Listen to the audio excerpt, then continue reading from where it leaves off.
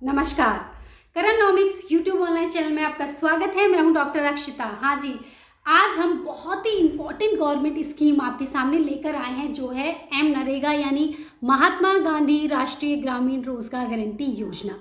ये योजना न केवल यूपीएससी के लिए बल्कि आरपीएससी के लिए भी बहुत ज़्यादा इम्पोर्टेंट है।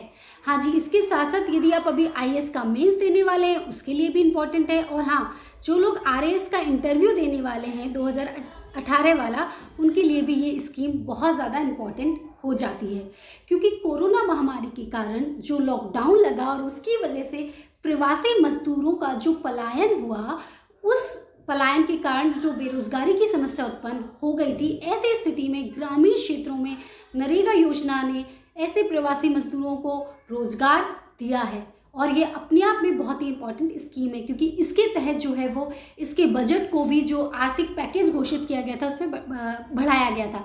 तो आइए आज पूरी जानकारी इस स्कीम को लेकर हम पढ़ेंगे यहाँ पर। इसके अलावा राजस्थान के परिप्रेक्ष्य में नरेगा क्या है उसको भी देखेंगे, और इसके साथ साथ नरेगा स्कीम किस तरीके से समावेशी विकास की बात करती है, नरेगा स्कीम किस तरीके से जो है नरेगा 2.0 की बात करती है, इन सभी पहलुओं को हम यहाँ पर देखेंगे। और हाँ, हम कोशिश करेंगे कि इस स्कीम से रिलेटेड और जो पहलू हैं उनको भी हम नई वीडियो में आपके सामने लेकर आएँ। तो हाँ जी, जानते हैं राष्ट्रीय ग्रामीण रोजगार गारंटी योजना को। तो राष्ट्रीय ग्रामीण रोजगार गारंटी अधिनियम 2005 संसद में पारित हुआ। कब हुआ? 2005 में। उसके बाद 2 फरवरी 2006 से आंध्र प्रदेश के अनंतपुर जिले से इसकी शुरुआत हुई। सबसे पहले चरण में पूरे देश में 200 जिलों में इसकी शुरुआत हुई थी। ठीक है।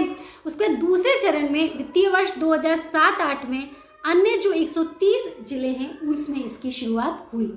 तीसरे चरण में यदि हम बात करते हैं तो तीसरे चरण में 1 अप्रैल 2008 से भारत के प्रत्येक जिले में ये योजना क्रियान्वयन हो रही है। इस योजना का क्रियान्वयन हो रहा है। तो हमने देखा कि ये योजना 3 चरणों में जो है वो एग्जीक्यूट हुई पूरे देश में। पहले चरण में 200 जिलों में, दूसरे चरण में 130 जिलों में और तीसरे चरण में पूरे भारत में। ठीक है। अब यहाँ पर ये समझना होगा कि 2008 तक, इनफैक्ट 2 अक्टूबर 2009 तक इस योजना का नाम नरेगा ही था। ये नरेगा के नाम से ही चल रही थी, एग्जीक्यूट हो रही थी। लेकिन 2009 2 अक्टूबर को हमें पता है गांधी जयंती मनाई जाती है, तो 2 अक्टूबर 2009 को इस योजना यानी नरेगा का नाम बदलकर महात्मा गांधी राष्ट्रीय ग्रामीण रोजगार गारंटी योजना कर दिया गया। हाँ जी, तो कब पड़ा है इसका नाम? महात्मा गांधी राष्ट्रीय ग्रामीण रोजगार गारंटी योजना। तो ये एक कानून है, ये एक अधिनियम है। तो इस अधिनियम के तहत 2009 में एक्ट में जो है संशोधन किए गए और इसके नाम के आगे जो है महात्मा गांधी लगाया गया। उसके बाद ये हो गई नरेगा। हाँ जी, आइए नरेगा क्यों बहुत ज़्यादा इम्पॉर्टेंट है उसका देखिए एक रीज़न और है। नरेगा या नरेगा को यूएनडीपी की ग्लोबल ह्यूमन डेवलपमेंट रिपोर्ट 2015 में भी पहचान मिली है। क्यों मिली है? क्योंकि ये रोजगार की कानूनी स्तर पर गारंटी देने वाला विश्व का सबसे बड़ा सामाजिक कल्याणकारी कार्यक्रम है, जो प्रत्येक परिवार के अकुशल श्रम करने के इच्छुक वयस्क सदस्यों यानी जिनकी आयु 18 वर्ष से अधिक है, उनको 100 दिन के गारंटी युक्त रोजगार, बेरोजगारी भत्ता, यानी आपको रोजगार देना पड़ेगा रोजगार की मांग करने पर, क्योंकि ये अधिनियम है। लेकिन यदि रोजगार नहीं प्रदान किया जाता है तो ऐसी स्थिति में उन्हें दैनिक बेरोजगारी भत्ता देने का भी प्रावधान है। इसके साथ साथ यदि उनको जो रोजगार दिया जाता है वो 5 किलोमीटर से अधिक दूरी पर है तो उनको परिवहन भत्ता भी इसके अंतर्गत दिया जाता है। तो ये क्यों इम्पोर्टेंट है आप जान पाए, क्योंकि यूएनडीपी की ग्लोबल ह्यूमन डेवलपमेंट रिपोर्ट 2015 में भी इसकी बहुत ज़्यादा सराहना हुई है। तो आप इसको भी कोट कर सकते हैं, अपने आंसर में लिख सकते हैं। और ये योजना जो है इसमें से आप मान के चलिए कि क्वेश्चन आता ही है। सूखाग्रस्त क्षेत्र और जनजातीय इलाकों में नरेगा के तहत 150 दिनों के रोजगार का प्रावधान है। यानी हमने देखा कि 100 दिवस की बात कर रहा है, लेकिन अगर सूखाग्रस्त और जनजातीय इलाकों की बात करें तो इस नरेगा के तहत कितने दिनों का रोजगार दिया जा सकता है? 150 दिनों का। इसके साथ साथ मजदूरी के निर्धारण का अधिकार केंद्र एवं राज्य सरकारों के पास है। राज्य सरकार अपने अपने जो राज्य हैं उनमें मजदूरी बढ़ा सकती है, ये उसको पूरे अधिकार इसमें दिए गए हैं। मनरेगा लाभार्थियों में 1/3 महिलाओं का होना यानी 1/3 महिलाओं का होना आवश्यक है। यानी यदि 100 लोगों को नरेगा के तहत काम दिया गया तो 33 तो आवश्यक रूप से महिलाएं होंगी। इसके अलावा ज़्यादा भी हो सकती हैं, 50-55, वो रोज़गार की डिमांड के ऊपर है कि कितने लोग रोज़गार की मांग करते हैं, उनमें कितनी महिलाएं हैं।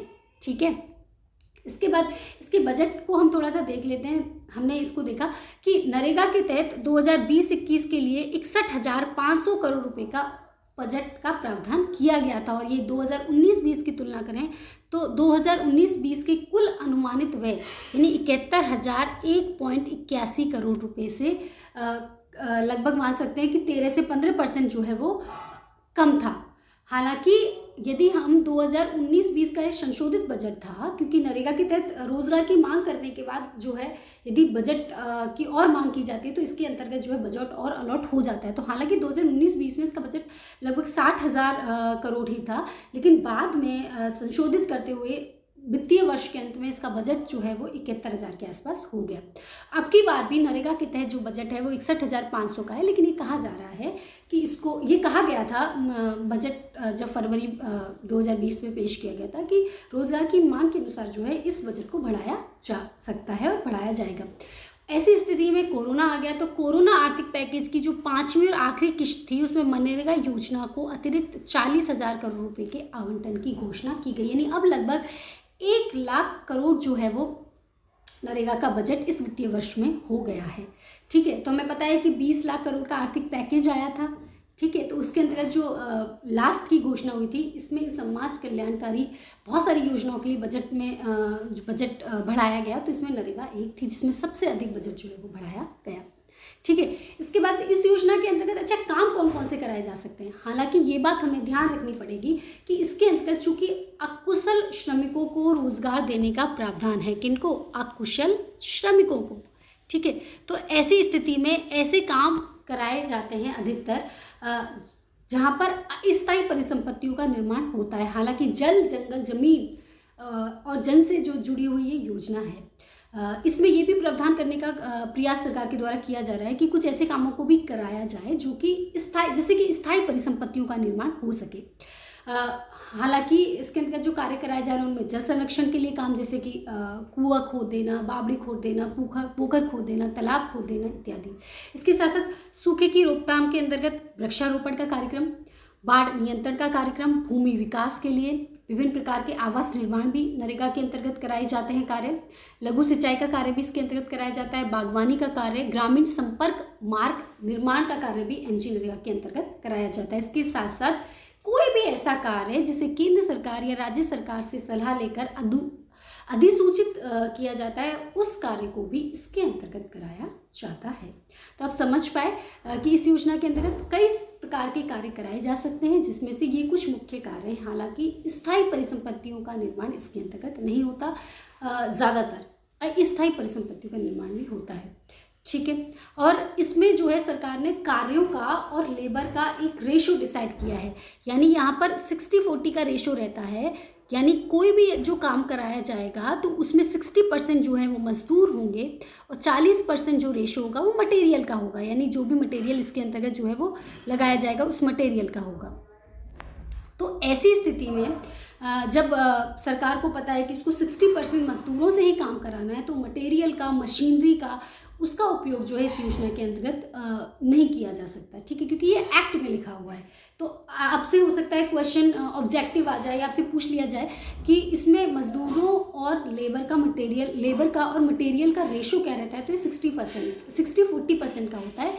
60% इसमें लेबर होती है, 40% इसमें मटेरियल का उपयोग किया जाता है। इसमें आपका सारा मान लो सड़क बनाती है, उसमें कंक्रीट, सीमेंट, बजरी, ये सारी चीज़ें 40% होंगी तो 60% लेबर होगा। ठीक है, आगे आते हैं तो विभिन्न स्तरों पर नरेगा की भूमिका को हम देखते हैं कि किस तरीके से ये योजना जो है वो काम करती है। सबसे पहले ग्राम स्तर पर आते हैं, तो गांव स्तर पर ग्राम सभा होती है, और ग्राम सभा हमें पता है किए जाने वाले कार्यों का चुनाव करने, उन पर निगरानी और नज़र रखने तथा क्रियान्वयन के बाद सामाजिक ऑडिट संचालित करने का अधिकार ग्राम सभा को दिया गया है। और सामाजिक ऑडिट को इस जो है वो एक्ट में बिल्कुल क्लियरली लिखा गया है। अगर हम ग्राम सभा को देखें कि ग्राम सभा होती क्या है, तो ग्राम सभा देखिए इसमें हमने बताया भी कि ऐसे सभी लोग जिनकी उम्र 18 साल हो और वो मतदाता सूची में पंजीकृत हो, तो वो ग्राम सभा के सदस्य होते हैं। ठीक है। यानी ग्राम सभा हम समझते हैं, ग्राम पंचायत क्या होती है? 73वें संविधान संशोधन के अनुसार त्रिस्तरीय पंचायती राज में प्रारंभिक स्तर की संस्थान ग्राम पंचायत सबसे महत्वपूर्ण संस्था है। ठीक है, यहाँ पर यदि हम इसको त्रिस्तरीय ढांचा है तो सबसे पहले देखें तो यहाँ पर जो है ग्राम पंचायत होती है। यहाँ पर यदि हम आते हैं तो यहाँ पर क्या होता है? यहाँ पे ब्लॉक होता है, यहाँ पे जिला होता है। तो सबसे निचले स्तर की प्रारंभिक स्तर की इकाई होती है। इसका जो मुखिया होता है वो सरपंच होता है, और सभी ऐसे लोग जिनकी आयु 18 वर्ष से अधिक है, जिनका पंजीकरण मतदाता सूची में हो चुका है, वो ग्राम सभा के सदस्य होते हैं। तो वो सामाजिक ऑडिट की प्रक्रिया में भाग लेते हैं कि कौन सा काम होना चाहिए, हमारे गाँव के विकास के लिए क्या होना चाहिए, वो सारी चीज़ें जो है वो ग्राम सभा के लोग करते हैं। तो ग्राम सभा की भूमिका इसमें महत्वपूर्ण होती है क्योंकि वो कार्यों का चुनाव इत्यादि करते हैं, सोशल ऑडिट करते हैं। इसके साथ ग्राम पंचायत की भूमिका देखते हैं तो ग्राम पंचायत का मुखिया कौन होता है? सरपंच। तो कार्यों की योजना तैयार करने, परिवारों का पंजीकरण करने, रोजगार कार्ड जारी करने, रोजगार आवंटित करने, कम से कम 50% गाँव को लागू करने एवं गांव स्तर पर योजना के क्रियान्वयन पर नजर रखने का उत्तरदायित्व किसका होता है? ग्राम पंचायत का। तो हमें यहाँ समझना होगा कि ग्राम सभा, जब हम ग्राम पंचायत की बात करते हैं तो ग्राम सभा का रोल क्या होता है? ग्राम पंचायत का। और हाँ, यहाँ पर हमने परिवारों के पंजीकरण की बात कही, यानी यहाँ पर जो है परिवार को एक इकाई माना जाता है। यानी परिवार के मान लो 4 सदस्य हैं, परिवार में 5 सदस्य हैं और उसमें से 3 सदस्य जो हैं वो वयस्क हैं, तो उस परिवार का जो है एक जॉब कार्ड जो है बनता है और उसके आधार पर जो है वो काम दिया जाता है 100 दिवस का। ठीक है, तो यहाँ पर परिवार को एक इकाई माना जाता है, ये आपको क्लियर रखना पड़ेगा, ना कि किसी व्यक्ति को। ऐसे तो एक परिवार में अगर 5 सदस्य हो गए तो मान लीजिए कि 5 उनके पास जॉब कार्ड हुए तो 500 दिन का रोजगार हो गया, ऐसा नहीं होता। तो यहाँ पे परिवार को इकाई मानकर एक परिवार को जो है वो 100 दिन का रोजगार इसके अंतर्गत प्रदान किया जाता है। इसके अलावा कुछ अन्य चीज़ें भी हैं इसके अंतर्गत कि और किस तरीके से जो है वो रोजगार दिवस को बढ़ाया जा सकता है, उसको भी हम यहाँ पर देखेंगे। ठीक है, तो सबसे पहले ग्राम स्तर पर इसकी भूमिका हमने देखी। उसके बाद ग्राम सभा जो सोशल ऑडिट समिति का, क्योंकि सोशल ऑडिट को हम थोड़ा सा यहाँ पर देख लेते हैं, कई बार नरेगा के अंतर्गत सोशल ऑडिट में से भी क्वेश्चन पूछ लिए जाते हैं। तो ग्राम सभा एक सोशल ऑडिट समिति का इसमें चयन करके अपने बीच में करती है, अपने बीच में से एक कमेटी का चयन कर लिया ग्राम सभा। ठीक है, ग्राम सभा में हमें पता है कौन कौन से लोग हैं, जिसमें आवश्यकता अनुसार 5 से 10 व्यक्ति हो सकते हैं। इस समिति को जिस कार्यक्रम या योजना की सोशल ऑडिटिंग करनी होती है उससे संबंधित सभी दस्तावेज एवं सूचना एकत्रित कराई जाती हैं। मान लो गाँव में सड़क बनी तो उसकी सारी संबंधित दस्तावेज, सूचना, कितना बजट, कितने लोगों को काम मिला, क्या है, वो सारी एकत्रित कर ली जाती है और उन दस्तावेजों की जांच पड़ताल फिर की जाती है। कौन करेगा? वो कमेटी, यानी गांव के वही लोग करेंगे, ग्राम सभा के जो सदस्य हैं, तथा उनका मिलान किए गए कार्यों एवं लोगों के अनुभव एवं विचारों के साथ किया जाता है। फिर एक रिपोर्ट बनाई जाती है जिसे पूर्व निर्धारित तिथि को ग्राम सभा के समक्ष प्रस्तुत किया जाता है। वो कमेटी जो है वो कहती है कि भाई सड़क बनी, इसमें ये मटेरियल यूज हुआ था, इसमें इतने लोगों ने काम किया, इसका ये उपयोग हुआ, लोगों के ये विचार हैं, ये अनुभव में रखे जाते हैं। उसके बाद वो सही हुआ, काम गलत हुआ, क्या रहा क्या नहीं रहा, उन सब के ऊपर जो है वो काम किया। एक तरीके से ऑडिटिंग हो गई ना, ये सोशल, मतलब समाज इसकी ऑडिटिंग कर रहा है। यस, तो ग्राम सभा के सभी पक्ष उपस्थित होते हैं और अपनी बातें इसमें रखते हैं। यदि कहीं भी गड़बड़ी के प्रमाण मिलते हैं तो उनका दोष निवारण किया जाता है। और इसमें हमको याद रखना पड़ेगा कि इसके अंतर्गत जो है वो अधिकारी भी सम्मिलित होते हैं। देखिए, यदि ग्राम सभा में ही सभी मसलों को नहीं निपटाया जाता तो उसे उच्च अधिकारियों के पास भेजा जाता है। कार्यक्रम को और प्रभावी बनाने हेतु सुझाव भी ग्राम सभा के सदस्यों के द्वारा इसमें दिए जाते हैं। सोशल ऑडिट के लिए बुलाई गई ग्राम सभा की अनुशंसाओं को एक निश्चित अवधि के भीतर पालन करना जाता है और अगली ग्राम सभा में कार्रवाई का प्रतिवेदन भी प्रस्तुत किया जाता है। तो हमने देखा कि किस तरीके से जो है इसके अंतर्गत सोशल ऑडिटिंग की प्रक्रिया होती है। तो आप बहुत अच्छे से अब नरेगा योजना को आई होप कि समझ पा रहे होंगे। इसके साथ साथ आगे यदि हम आते हैं तो नरेगा के अंतर्गत सामाजिक अंकेक्षण के प्रावधान क्या होते हैं वो भी हम यहाँ पर हमने देखे। देखिए, नरेगा के अंतर्गत सामाजिक अंकेक्षण के प्रावधान 3 स्तरों पर होते हैं। पहला तो शुरुआती तैयारी का चरण, जिसमें तैयारी की जाती है, सारे दस्तावेज इत्यादि इकट्ठे किए जाते हैं। उसके बाद एक फॉरम होती है। उसके बाद तीसरा होता है कि इसकी गतिविधियों से संबंधित प्रावधान किए जाते हैं। तो सामाजिक अंकेक्षण फॉरम यानी ग्राम सभा की मीटिंग जो होती है वो हर 6 महीने पर होना अनिवार्य होता है। इसकी अध्यक्षता मतलब नरेगा के अंतर्गत है, ये ग्राम सभा के नहीं, हम पर्टिकुलर नरेगा की बात करें कि नरेगा के कामों को लेकर जो ग्राम सभा की जो सोशल ऑडिटिंग होगी वो प्रत्येक 6 महीने के होना उसके लिए अनिवार्य है। ये इसमें है, नरेगा एक्ट के अंतर्गत है। ठीक है, यहाँ हम ग्राम सभा की मीटिंग की बात नहीं कर रहे। ठीक है, उसका अलग है। पहले किए गए सामाजिक अंकेक्षण के क्रम में क्या कार्रवाई हुई, इसकी एक रिपोर्ट ग्राम सभा की बैठक में जरूर पढ़ी जानी चाहिए। सभी संबंध अधिकारियों की इस सभा में उपस्थिति अनिवार्य होती है जब नरेगा के तहत ग्राम सभा सोशल ऑडिटिंग होती है।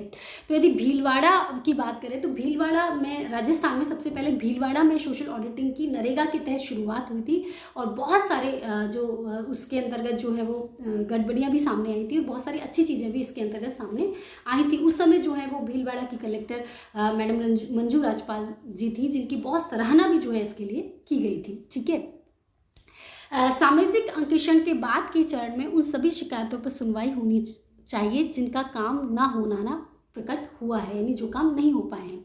जो भी व्यक्ति नरेगा के कोष की हेराफेरी का दोषी पाया जाता है उस पर समुचित कार्रवाई भी इसके अंतर्गत की जाती है। हालांकि थोड़ा सा हम यहाँ पर देख लेते हैं कि नरेगा के अंतर्गत अनुच्छेद 17(2) में ये कहा गया है कि ग्राम सभा नरेगा के अंतर्गत किसी ग्राम पंचायत में चल रही सभी योजनाओं का नियमित सोशल ऑडिट करेगी। और फिर अनुच्छेद 17(3) में ये भी कहा गया, क्योंकि ये एक्ट है, एक्ट के अपने क्या है, नरेगा के अनुच्छेद हैं, तो ग्राम पंचायत की जिम्मेदारी है कि वह सभी जरूरी कागजात मसल मस्ट्रोल, वाउचर, नापी चौकी से संबंधित दस्तावेज, पारित आदेशों की प्रतिलिपि आदि ग्राम सभा को सोशल ऑडिट के लिए मुहैया कराए। तो ये सब नरेगा के अंतर्गत जो है वो किए जाने वाले मुख्य सोशल ऑडिटिंग का एक पार्ट है, क्योंकि कई बार एक पर्टिकुलर क्वेश्चन जो है यहाँ से आ जाता है कि सोशल ऑडिट जो नरेगा के अंतर्गत होती है उसके क्या प्रावधान है, किस तरीके से काम होता है क्या सोशल ऑडिटिंग, तो इन सबको जो है वो आपको जानना जरूरी है। ब्लॉक स्तर पर अगर हम देखें तो ब्लॉक स्तर पर एक माध्यमिक पंचायत होती है और कार्यक्रम अधिकारी होता है। ठीक है, हालांकि नरेगा योजना का क्रियान्वयन गांव स्तर पर होता है, तो ग्राम सभा की और ग्राम पंचायत की भूमिका सबसे ज़्यादा महत्वपूर्ण होती है। लेकिन ब्लॉक स्तर पर क्या होता है कि जो ब्लॉक पंचायत होती है उस पर योजना की रूपरेखा तैयार करने और क्रियान्वयन के दौरान इस पर नज़र रखने का दायित्व जो होता है ब्लॉक स्तर पर होता है। इसके साथ साथ वहाँ पर एक कार्यक्रम अधिकारी होता है जो कि ब्लॉक स्तरीय अधिकारी हो सकता है, BDO हो सकता है, उसी स्तर की योजना की आवश्यकता के अनुसार जो है इसमें कर्मचारी उपलब्ध कराए जाते हैं। ठीक है, इसके बाद जिला स्तर पर आते हैं, तो जिला स्तर पर जिला पंचायतें और जिला कार्यक्रम समन्वयक होता है, जो कि जिसका मुख्य कार्य इसकी निगरानी और मार्गदर्शन के लिए उत्तरदायी होना है। और जिला पंचायतों को 50% कार्य में कुछ कार्यों को सौंपा जा सकता है। ठीक है, इसमें ये भी प्रावधान किया गया है। इसमें जो जिला कार्यक्रम समन्वयक होगा वो या तो CEO हो सकता है जिला परिषद का, या फिर जिला कलेक्टर या जिला स्तर का कोई भी अन्य अधिकारी इसके अंतर्गत जो है वो काम कर सकता है। ठीक है, तो ये भी आपको पता होना चाहिए। राज्य स्तर की बात करते हैं तो राज्य स्तर पे देखिए, एक तो राज्य रोजगार गारंटी परिषद होती है, काउंसिल होती है। ठीक है, क्योंकि ये एक्ट है, तो नरेगा के अनुच्छेद 12 में निर्देश दिया गया है कि प्रत्येक राज्य सरकार एक राज्य रोजगार गारंटी परिषद का गठन करेगी और उसका कार्य मूल्यांकन करना और निगरानी करना होगा कि किस तरीके से नरेगा योजना जो है वो गांव में क्रियान्वित हो रही है, उसमें किस तरीके के काम कराए जा रहे हैं, कोई करप्शन तो नहीं है, कोई घोटाला तो नहीं हो रहा, लोगों को काम की मांग करने पर काम दिया जा रहा है या नहीं दिया जा रहा, उन सबको भी इसके अंतर्गत देखा जाता है। इसके साथ साथ राज्य सरकार अधिनियम होता है। इसमें क्या होता है कि अधिनियम के क्रियान्वयन से संबंधित नियम ये जो है वो तय किए जाते हैं राज्य सरकार के द्वारा भी। यदि वो उसमें कुछ जैसे कि मजदूरी बढ़ानी है तो किस तरीके से राज्य सरकार काम करेगी, उसके लिए भी राज्य स्तर पर एक राज्य सरकार अधिनियम जो है वो बनाया जाता है।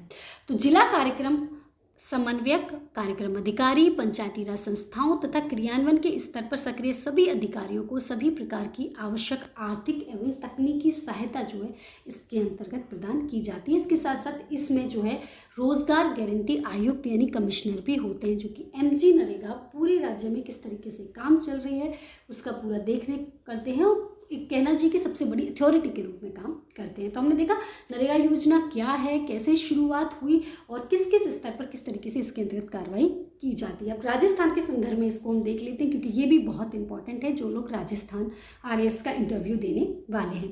तो राजस्थान में हमें पता है कि पहले चरण में फरवरी 2006 में 6 जिलों में इस योजना की शुरुआत हुई, जिसमें से मुख्य जनजातीय जिलों में इसकी शुरुआत की गई थी, जैसे बांसवाड़ा, डूंगरपुर, झालावाड़, करौली, सिरोही और उदयपुर में। उसका दूसरे चरण 2 मई 2007 में पुणे 6 जिलों में इस योजना की शुरुआत हुई। 6 जिले पहले तो हो चुके थे, अब 6 जिले और इसमें ऐड हो गए, जिसमें कि चित्तौड़गढ़, जैसलमेर, जालौर, सवाई माधोपुर, टोंक इस योजना से जुड़ गए। ठीक है, उसके बाद 2008 से तो ये योजना जो है पूरे राज्य में लागू की जा चुकी है या हो गई है। इसमें थोड़ा सा कई बार ये पूछ रहे थे कि अभी कोरोना के दौरान सरकार ने नरेगा योजना में क्या परिवर्तन किया, ये मजदूरी दर में कितना परिवर्तन किया है, तो ये भी इम्पॉर्टेंट है। तो हमने यहाँ पर ऐड किया है कि अप्रैल 2020 से राजस्थान में मनरेगा मजदूरी 199 से बढ़ाकर 220 कर दी है, और इसके अंदर जो मेट और कारीगर होते हैं, ठीक है, उनकी मजदूरी 213 रुपये से बढ़ाकर 235 रुपये कर दी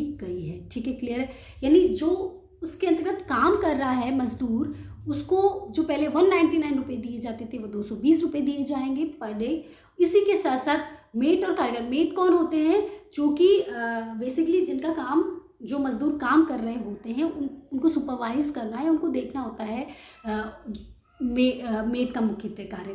इसके साथ साथ कारीगर, जो कि मुख्य कुछ थोड़ी बहुत कुशलता जिनके अंतर्गत होती है, अर्धकुशल जो होते हैं उन्हें कारीगर कहा जाता है, उनकी मजदूरी को भी बढ़ाकर यहाँ पर 213 रुपये से 235 कर दिया गया था राजस्थान के संदर्भ में। ठीक है, इसके साथ साथ राजस्थान में एक और इम्पॉर्टेंट काम हुआ है जिसको लेकर क्वेश्चन पूछा जा सकता है, वो है स्पेशल श्रमिक कार्ड। हाँ जी, राजस्थान में MG नरेगा के तहत 90 दिन पूरा करने वालों को स्पेशल श्रमिक कार्ड दिया जाएगा, जिसके तहत मजदूर बीमा और इलाज समेत कई सुविधाओं का लाभ जो है वो उठा सकेंगे। तो ये बहुत ही इंपॉर्टेंट है अपने आप में, क्योंकि राजस्थान में अब एक स्पेशल श्रमिक कार्ड होगा नरेगा मजदूरों के लिए, यानी अब उनका भी मजदूर बीमा है। यदि मान लो कार्यस्थल पर उनके साथ कोई घटना हो जाती है, तो ऐसी स्थिति में जो है इस श्रमिक कार्ड के से जो है उन पर वित्तीय बोझ कम पड़ेगा और उनका इलाज जो है वो हो पाएगा। इसके साथ साथ कोरोना के प्रसार को रोकने के लिए 25 मार्च से जो देशव्यापी लॉकडाउन लगाया गया था, उसमें राजस्थान में लॉकडाउन के करीब 20 लाख प्रवासी मजदूरों को मनरेगा में काम मिला है। कितने? 20 लाख प्रवासी मजदूरों को, यानी जो गुजरात से, बिहार से राजस्थान वापस आए, ऐसे लगभग 20 लाख प्रवासी मजदूरों को नरेगा में काम मिला, और 7 लाख श्रमिकों की नए जॉब कार्ड मिले। यानी ऐसे लोग जिनके जॉब कार्ड बने ही नहीं थे। जॉब कार्ड, हमें पता है कि जॉब कार्ड एक ऐसा कार्ड होता है जिसके तहत जो है वो एक परिवार अपना पंजीकरण कराता है और वो रोजगार की मांग करता है कि मुझे भी नरेगा के अंतर्गत जो है वो काम दिया जाए। उस जॉब कार्ड में उसकी फ़ोटो, उसकी नाम, उम्र, पता इत्यादि लिखा जाता है। ठीक है, परिवार में कितने व्यस्त सदस्य हैं, कितने लोगों को काम चाहिए, वो सब लिखा जाता है। तो हमने यहाँ पर देखा कि कितने 7 लाख तो नए जॉब कार्ड बने, कि ऐसे लोग जिन्होंने कभी पहले नरेगा में काम नहीं किया, लेकिन चूँकि उन्हें दूसरे राज्यों से वापस अपने राज्यों में आना पड़ा, शहरों से गाँव में उनका पलायन बढ़ा, तो ऐसी स्थिति में उनको जो है नरेगा योजना ने काम दिया और उन्होंने जो है वो नरेगा योजना के तहत जो है अपनी आजीविका का पालन किया। तो ये अपने आप में इसलिए भी राजस्थान में इम्पोर्टेंट है। इसके साथ साथ देखिए, भीलवाड़ा, बांसवाड़ा, डूंगरपुर और उदयपुर जिले में सबसे ज़्यादा प्रवासी मजदूरों को नरेगा के अंतर्गत जोड़ा गया है। हमें पता है भीलवाड़ा हुआ या बांसवाड़ा, डूंगरपुर हुआ, ये कुछ ऐसे ज़िले हैं जहाँ पर प्रवासी मजदूर सबसे ज़्यादा आए थे, क्योंकि एक तो ये गुजरात बॉर्डर से लगते हैं, जैसे डूंगरपुर आपका गुजरात बॉर्डर से लगता है। तो ऐसी स्थिति में जो है वो ये जो पास के राज्यों में मजदूर जो है काम करने चले जाते हैं, लॉकडाउन के दौरान जो है वो वापस आए। तो राजस्थान में सीकर जिले के बिंजासी गांव में मनरेगा की खुदाई में हड़प्पा तिल संस्कृति के आभूषण भी मिले। तो ये भी एक हो जाता है कि नरेगा में और क्या हो रहा है। तो आपने देखा कि मनरेगा में खुदाई में हड़प्पा कालीन संस्कृति के जो है आभूषण भी कुछ मिल पाए हैं। तो कई बार ये भी क्वेश्चन जो है आपसे पूछ लिया जाता है या पूछा जा सकता है। ठीक है, इसके साथ साथ राजस्थान में रेलवे में मनरेगा श्रमिकों को रोजगार अब मिलने लगा है। ये भी अपने आप में इम्पोर्टेंट है, इसको भी आप कोट कर सकते हैं या यहाँ से भी क्वेश्चन बन सकता है। देखिए, कोटा चित्तौड़गढ़ रेलवे लाइन पर बूंदी रेलवे स्टेशन की पटरियों के आसपास की साफ सफाई, जंगल कटाई के लिए रेलवे ने मनरेगा श्रमिकों को रोजगार मुहैया कराया है। इसमें रेलवे की मॉनिटरिंग रहती है और रेलवे के कर्मचारियों की निगरानी में जो है वो मनरेगा श्रमिक कार्य करते हैं। ठीक है, तो आपने देखा कि अब क्या हो रहा है कि सरकार रोजगार के नए नए अवसर तलाश कर रही है मनरेगा के अंतर्गत। ठीक है, जैसे रेलवे, तो ये अपने आप में एक बहुत अच्छा कॉन्सेप्ट हो सकता है, बहुत अच्छा कॉन्सेप्ट है, क्योंकि इसके अंतर्गत एक तो सरकार के ऊपर वित्तीय बोझ कम पड़ा, क्योंकि एक तरफ नरेगा के लिए जो बजट आता था वो पूरा आपको पता है कि भाई सरकार को यहाँ पर देना है, लेकिन अब क्या होगा, रेलवे के लिए यदि ये नरेगा मजदूर काम कर रहे हैं तो डिवाइड हो जाएगा, यानी मजदूरों को मजदूरी भी मिल गई, मजदूरों को काम भी मिल गया और सरकार का बजट भी डिवाइड हो गया, तो सरकार पर जो एक ही सेक्टर पर जो बोझ पड़ना चाहिए था वो भी क्या हुआ, कम हुआ। ठीक है, तो इसके साथ साथ कार्य करने के इच्छुक प्रवासी श्रमिकों से रोजगार के लिए मांग पत्र प्रपत्र 6 भरवाकर इसमें रोजगार जो है उपलब्ध करवाया गया था। तो कई बार क्वेश्चन प्रपत्र 6 भी पूछ लिया जाता है कि प्रपत्र 6 है क्या। तो रोजगार की मांग जिस प्रपत्र में की जाती है नरेगा के अंतर्गत वो प्रपत्र 6 है। यानी आपको पूछा जाए कि प्रपत्र 6 क्या है, क्या इसमें मजदूरी के बारे में लिखा हुआ होता है, क्या इसमें बेरोजगारी भत्ते के बारे में लिखा होता है, क्या इसमें परिवहन भत्ते के बारे में लिखा होता है, नहीं जी, ये रोजगार की मांग पत्र है। रोजगार की मांग जिसके अंतर्गत श्रमिकों के द्वारा की जाती है वो होता है प्रपत्र 6। तो ये भी इंपॉर्टेंट है, यहाँ से भी कई बार क्वेश्चन आपसे पूछ लिए जाते हैं। ठीक है, इसके साथ साथ आगे हम देखें तो राजस्थान सरकार ये भी कोशिश कर रही है कि आंध्र प्रदेश मॉडल को अपनाया जाए। देखिए, मनरेगा में आंध्र प्रदेश मॉडल अपनाने की तैयारी जो है राजस्थान कर रही है। आंध्र प्रदेश में हो क्या रहा है, आंध्र प्रदेश में दिव्यांगों को 150 दिनों का काम दिया जा रहा है और उनके लिए काम को क्लासिफाइड भी किया जा रहा है कि दिव्यांग लोग कौन कौन सा काम जो है वो कर सकते हैं। फॉर एग्जांपल कि वो कार्यस्थल पर यदि मजदूरों को पानी पिलाने का काम कर सकते हैं तो वो उनसे काम करवाए जाने की बात की जा रही है। या फिर इसके साथ साथ यदि हम बात करें तो ये भी काम हो सकता है कि मान लो जो नरेगा मजदूर हैं या दिव्यांग जो हैं वो नरेगा मजदूरों के बच्चों को जो है वो रख सकते हैं, तो ये काम भी इसके अंतर्गत कराए जाने की बात की जा रही है। दिव्यांगों के लिए अब सेपरेट जॉब कार्ड बनाने की बात की जा रही है। दिव्यांगों को सेपरेट फैमिली माना जाए ये भी कहा जा रहा है, जिससे कि उनके जो है रोजगार के दिवस जो है उनमें बढ़ोतरी हो सके। ठीक है, तो हमने देखा यहाँ पर किस तरीके से जो है आंध्र प्रदेश मॉडल काम कर रहा है और राजस्थान सरकार ये कोशिश कर रही है कि आंध्र प्रदेश मॉडल को जो है वो अपनाए। ठीक है, तो राजस्थान में मनरेगा के नियमों में थोड़ा बदलाव, अब मजदूर खेत पर भी काम कर सकते हैं। हाँ जी, हो क्या रहा था, ये बड़ी समस्या आ रही थी कि जो नरेगा मजदूर हैं वो नरेगा मजदूरी के लिए चले जाते थे और खेत पर वो काम नहीं करते, तो खेत पर मजदूरों की समस्या जो है यहाँ पर उत्पन्न हो गई थी, जिससे जो कृषकों को के लिए जो फसल की कटाई के दौरान या फसल की बुवाई के दौरान मजदूरों की ज़रूरत पड़ती थी। तो ऐसी स्थिति में एक तो मजदूरी बहुत ज़्यादा बढ़ गई, दूसरी स्थिति में उन्हें जो है मजदूर भी उपलब्ध नहीं हो पाते थे। तो सरकार ने अब ये कहा है कि अब अगर नरेगा मजदूर खेत पर काम करना चाहे तो खेत पर भी काम कर सकते हैं। उस स्थिति में करना होगा ये कि देखिए, ये सरकार के लिए भी एक बहुत ही अच्छा कॉन्सेप्ट साबित हो सकता है। क्यों हो सकता है, क्योंकि एक तो नरेगा जो मजदूर हैं उनको काम मिलेगा, पहली बात। दूसरी बात, यहाँ पर जो नरेगा मजदूरों को मजदूरी दी जाएगी, चूँकि वो किसान के खेत में काम कर रहा है तो किसान के द्वारा दी जाएगी।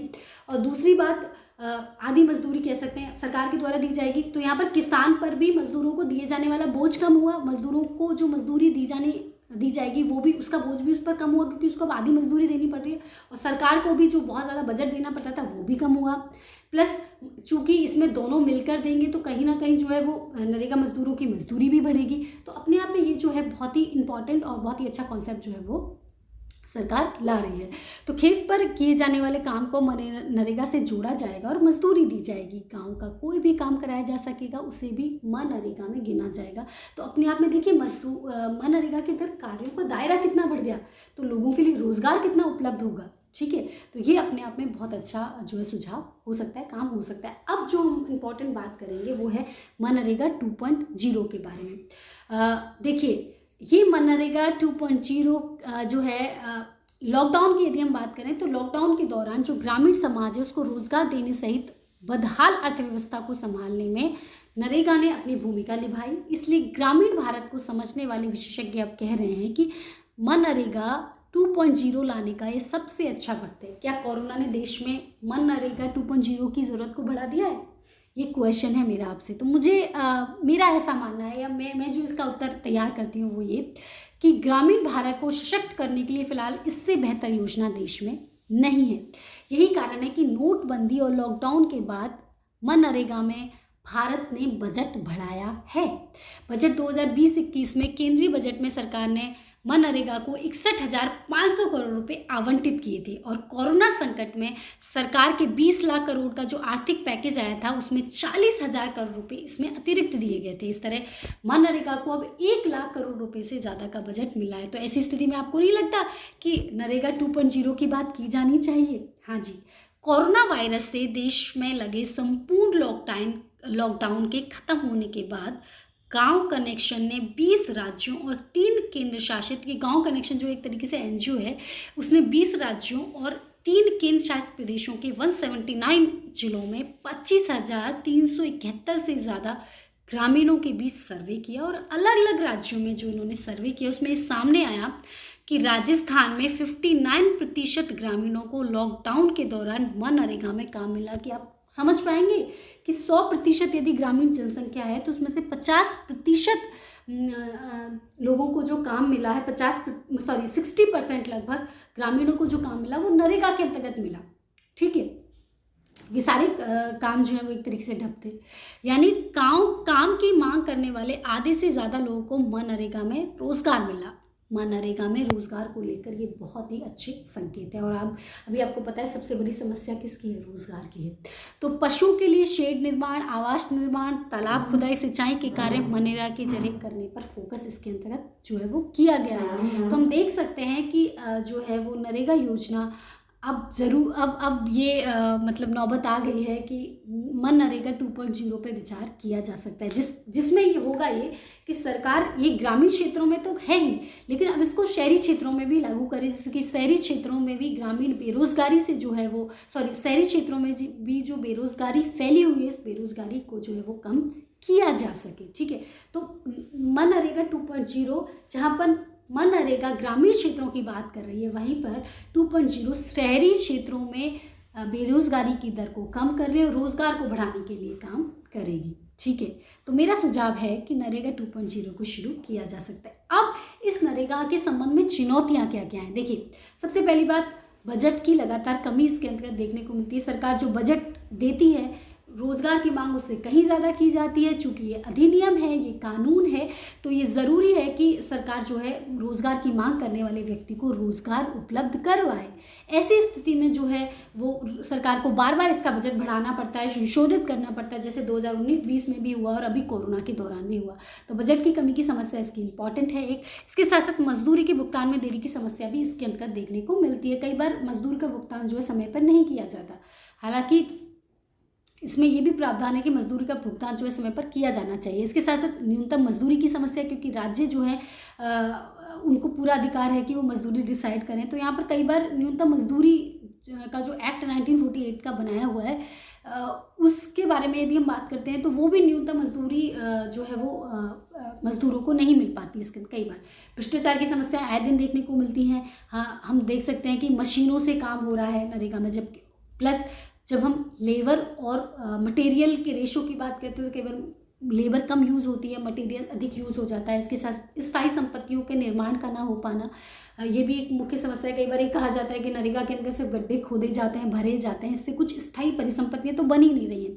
तो ये भी इसके सामने एक चुनौती है। इसके साथ साथ कार्य दिवस कम होना, ये भी एक इम्पॉर्टेंट चुनौती के रूप में देखा जा रहा है। देखिए, अभी नरेगा के अंतर्गत जो है 100 कार्य दिवस की बात है। हालांकि सूखे या मरुस्थलीय क्षेत्रों में 150 है, पर अभी जिस तरीके से परिस्थितियां अर्थव्यवस्था में बन रही हैं कि देखिए 365 दिन में से 100 दिवस रोजगार, वो भी एक परिवार के मान लो 5 सदस्य हैं, जितने भी सदस्य हैं उन सभी को, तो ये कहीं से भी जो है वो जस्टिफाई नहीं होता है। तो इसमें कार्य के दिवस भी बढ़ाए जाने चाहिए, जिससे परिवार के सभी लोगों को जो है वो एक एटलीस्ट सही समय या सही कार्य दिवस जो है उनको कार्य मिल सके।